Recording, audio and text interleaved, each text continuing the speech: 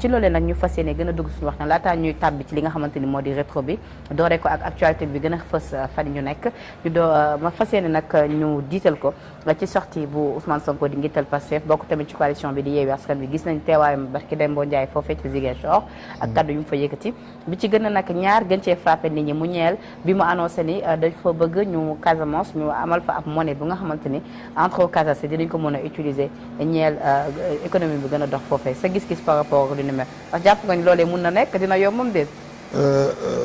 Théoriquement dañu nekk ci wax. Concrètement mën nañu jàpp d'emblée que ni mënul nekk. parce que le Sénégal nag dafa am souveraineté te suñu souveraineté monétaire même si dañu arrimé wu ak France. lépp loo xam ni que ni dafay daw ci biir réew mi ci wàllu koppar monnaie loolu Sénégal. mën na nag jóg benn jour ni dañuy baatu suñu propre monnaie mais eggaguñu fa. ndegam réew mi moo mënul am loolu asama Casamance. mais Ousmane Sonko da nga koy comprendre c'est un homme politique. Ousmane Sonko xam na ni 2022 du yomb si moom. Ousmane Sonko lépp loo ko mënti wax moom jiitu na si boppam ak ñi ko wër xam na ni que ni l'affaire Adji Sarr dafay war a tax ñu mën ko sacrifier. ba bu mënee bañ a bokk ci élection 2024 yi mu bañ si bokk. donc dafay fàggu dès à présent te nag un homme politique da ngay am. une base affective. base affective am mooy moom fa mu fekk baax fa mu juddoo muy Casamance. kenn mësu ko dégg mu dugg ci rébellion casamançaise bi wax si. mais tey il faut que mu envoyer des signaux Ousmane bi muy wax Ousmane bi muy def sortie am kan moo nekkoon su wetam Guy Marius Sagna. Guy Marius Sagna xam ne de tout temps dafa naan France dégage France CFA nañ ko fi dindi. te loolu bi Ousmane yëkkatee kàddu boobu Guy Marius yàbbiwul yeesi. ça veut dire que Ousmane am na tey ñenn ñu muy envoyé benn signal te ñooñu muy envoyé signal xam nañu bu baax. pour la première fois mu mel na kuy arrimé wu à la rébellion casamançaise. donc nañ ko nangul. te xam ni que ni bu ñu duggee ci biir campagne bi il dira pire. sinon il dira mieux. parce que itam toll na foo xam ni en pleine campagne électorale. bu ñu xasee ba dugg le 8 janvier la muy wax kenn du ko si porter plainte kenn du ko si topp. donc lii mu def nii benn signal la pour wane ni que ni campagne bi du mës a yomb. si ñi nga xam ne ñoo nekk si bopp réew su ko defee dafay annoncer un tout petit peu l'indépendance pour la Casamance li nga xamante ni boobu ba tey mën nañ loola waral jàmm amul Casamance. non pour man du indépendance su Casamance lay annoncer xam nga. fan la ko defee Casamance la ko defee chez lui c'est sa première sortie avant les élections donc le peuple de Casamance la bëgg ñu nekk ak moom bëgg na demee te xam nañu ñooñu engagement bi ñu am dañuy dem ba jeex dañuy gore ba dee ce qui fait que bu xasee ba wax loolu tey intérêt bi mooy ñun liñ siy def nii commentaire bi ñu siy def naan mi ngi def un pied de nez mi ngi non c'est ça qui est intéressant pour lui sànni naka continuer li nga xam ne que ni moom mooy dundam maintenant si la presse amplifie la chose dina jël beneen ampleur or on n'a pas le droit tey c'est notre devoir ñun journalistes ñu taxaw ni que Ousmane Sonko la Casamance ne peut pas avoir sa monnaie. La Casamance fait partie intégrante du Sénégal. La Casamance va vivre avec le franc CFA jusqu'à preuve du contraire. Maintenant loolu mu wax noonu les pays. mais nit boo koy xamal loo xamante ne xam na ko ba noppi moom ndax loolu. waaw mais bu ñu koy commenter di ko neexal parce que lenn dafa am. la presse sénégalaise en majorité dañu ragal Ousmane Sonko. ñenn ñi. non 98% des journalistes sénégalais dañu ragal Ousmane Sonko parce que. loo ko fi wax loo xam ni que ni neexu ko. après ci réseaux sociaux yi bashing mooy am lu nekk lañ la yàq donc les gens préfèrent ne pas du tout parler de Sonko kenn du ko critiquer bu waxee les gens disent non xoolal day politique bàyyi mais la vérité mooy il est bon c'est un leader charismatique mais il faut parfois lui rappeler certains principes que ni la Casamance fait partie intégrante du Sénégal et que Casamance mënul am indépendance mënul am autonomie jour bi ko fi Babacar Justin Ndiaye waxee maître Abdoulaye Wade en tant que président daf ko rabrouer publiquement donc question yooyu nañ ko jël takk de côté du am autonomie du am indépendance du am statut spécial c'est une région comme toutes les autres même si symboliquement Casamance am na lu muy représenté loo xam ni que ni bokkul ak yeneen région yi. d'accord ba tey ki sorteem moom njiital bu Pastef bokk itam ci coalition bi di Yewwi Askan Wi.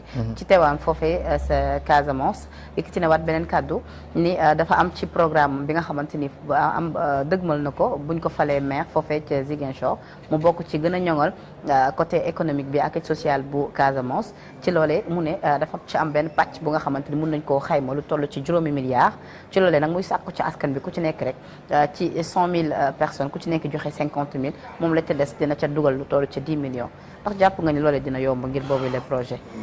c'est bien bu fekkente ni que ni moom am na ay militants sympathisants ay xarit ci biir Sénégal ci biir Casamance ci diaspora bi ñoo xam ni que ni tey pare nañu pour ku nekk joxe 50 000 ba ñu mët 100 000 personnes mais c'est extraordinaire au moins dina permettre ñu xam ni que ni parti politique bi am na financement endogène. mais ndaxam dina gis ñu bëri ñu pare pour loolu parce que jamono ji metti na de. non jamono ji metti c'est pourquoi j'ai dit que 100 000 personnes. pour man c'est excessif. voilà mais il est dans le symbolisme c'est juste pour man une façon de dire que ni kenn ku nekk na mettre la main à la poche mais loolu c'est une continuité par rapport ak li muy def ci parti politique am. le fait est que à chaque fois ñoom waa Pastef ñoom dañuy demander à chaque fois nit ci di cotiser même pour seen fonds yi ñeel campagne bi dañoo demander à ce que nit ci cotiser ñu cotiser pour apporter woon également seen soutien ci ñi bokkoon ci ñoom garde corps Sonko ak caméraman bi gaañoon dañoo demander à ce que nit ci cotiser nit ñi cotiser. est-ce que le fait est de tout le temps demander aux gens de mettre la main à la pâte du dem ba finalement ñu soof ci nit yi parce que tamit joxe bu bëree moom bu yàggee sa loxo tokki. waaw mais bu fekkente ni que ni ay militants am loolu jaral na leen seen engagement toll na foofu. alhamdulilah Sénégal l'essentiel des gens li ñu jàpp mooy ni parti politique bi leader bi moom moo war di joxe. mais bu fekkente ni parti politique bi dem nañu ba nga xam ni que ni ay militants am ñoom pare nañu pour joxe tant mieux maintenant il faudrait que ñun en tant que journaliste ñu suivre Ousmane Sonko jusque dans ses derniers retranchements que dans 3 mois que dans 6 mois bu fekkee nekk na maire Ziguinchor ñu mën taxaw ni que mais li nga fi waxoon 100 000 personnes yi ñaata nit nga am est-ce que am nga 10 000. est-ce que am nga 1000 personnes est-ce que am nga 100 personnes yoo xam ni ñoom ñoo ñëw pour joxe 50 000 francs bi mais le problème mooy on refuse ce qu'on refuse aux autres hommes politiques on l'accepte pour Ousmane Sonko. tey homme politique yi ku fi def yenn yi ñu daal sa kaw mais bu dee Sonko la très peu ngay gis assez téméraire yu taxaw pour jàkkaarloo ak moom. c'est la raison pour laquelle je me dis parfois sax am nañu koy comparer ak Mamadou Dia. mais je me dis tey Sonko si jamais devenait président de la République du Sénégal. est-ce que démocratie ñun bi ñuy def nii bi ñu permettre ñuy toog analyser wax est-ce qu'on va continuer à le faire. pourquoi non parce que simplement y a toute une équipe derrière boo xam ni que ni boo laalee Sonko benn ñu génneel la sa fukki baaxu maam tegal la. mais loolu ñoom la engagé. c'est réewum démocratie la kenn mënul tere kenn wax sa xalaat. Sonko dafa waxoon ni terre bi bu dawee ma xam ni man bu si Macky Sall duggee terre daw ba jam ñaar yëpp surtout ma Sonko. ñu vaar ko mais pourquoi tey ñëpp mënuñu ko tegal toute la presse confondue ñu ñëw ni ko waa mais sa waay léegi noo sant. ba mu waxaatee lii nii sax ñu bëri vaar dañ ko vaar par rapport ak problème ak Adji Sarr bu woon dafa xamle woon ni amul xaalis bu war pour mun a dem. ci mais vaar boobu ñan ñoo koy def. boo demee sur les réseaux sociaux ñi koy def. d'habitude c'est pas la presse. du site yi du télévision yi du presse écrite du rajo yi. parce que am na nenn nu ñu koy xoolee. bu ne touche pas à Sonko j'ai l'impression que ñun dañu passé gentleman agreement boobu ak moom. de façon tacite. mais aujourd'hui wax na loolu pour man le fait de dire dinaa joxe 10 millions mais non il a été fonctionnaire. il a un cabinet. il est député à l'Assemblée nationale. banque bu mu dem taxaw ni leen j'ai besoin de 10 millions ñu jox ko. am na sax ñoo xam ni que ni tey ce sont ses amis ñoo jàngandoo xamante nañu mën nañu tiirante ñoom devant les caméras nii rek ku nekk xaxaar sa morom mais bu ñu gisee dañuy waxtaan seen biir. te ñooñu ku mu si taxawal ni la j'ai besoin de 10 millions pour def lii mais nga génne jox ko parce que humainement nag. bu ñu waxante dëgg humainement c'est un monsieur correct. c'est un monsieur poli. c'est un monsieur très fréquentable.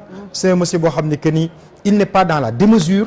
donc humainement nit ku baax la donc nit ku baax day am ay nit yu baax yoo xam ne bu soxlaa ñu jàppale ko bu dee kët ñu jon ñoon ñëw taxaw.